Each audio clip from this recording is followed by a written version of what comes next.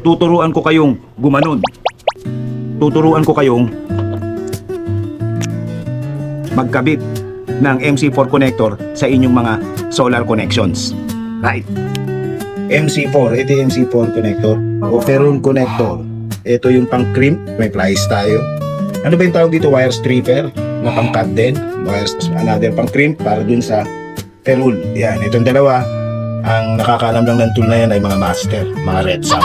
Ito yung sample ng aking MC4 connections. Yan. Okay?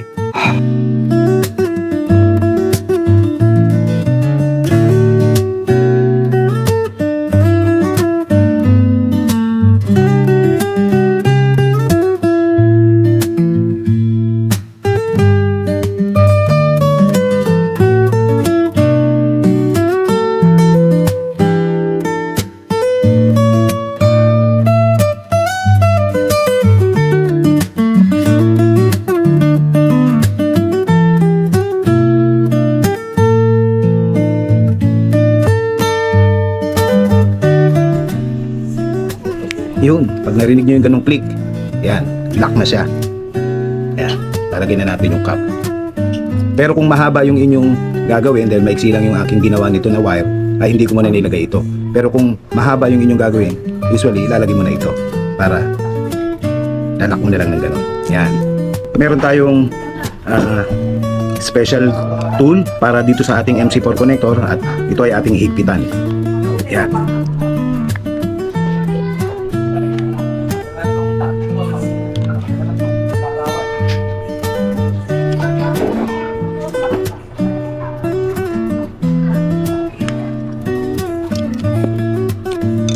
Right.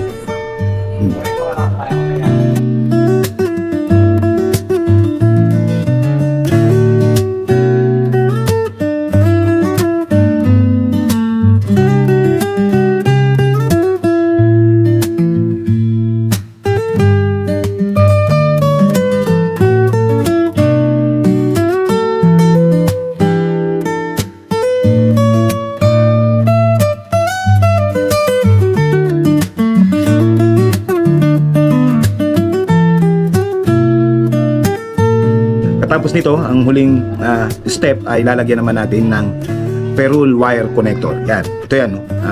Ito ay match na sukat sa kanya sa 12.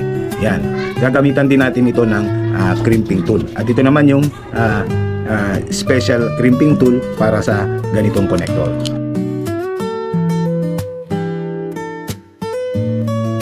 Para suabe at madali siyang kabit doon sa ating switch breaker. Yan. Hindi siya pantay pero yan mo na. Ang purpose lang naman natin ay para mapakita natin yung process kung paano siya binuo.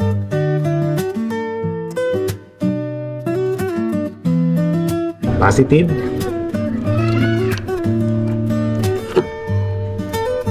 Yun, narinig niyo yung click. Then, negative. Yan. Pero pag in-on ko yung switch breaker,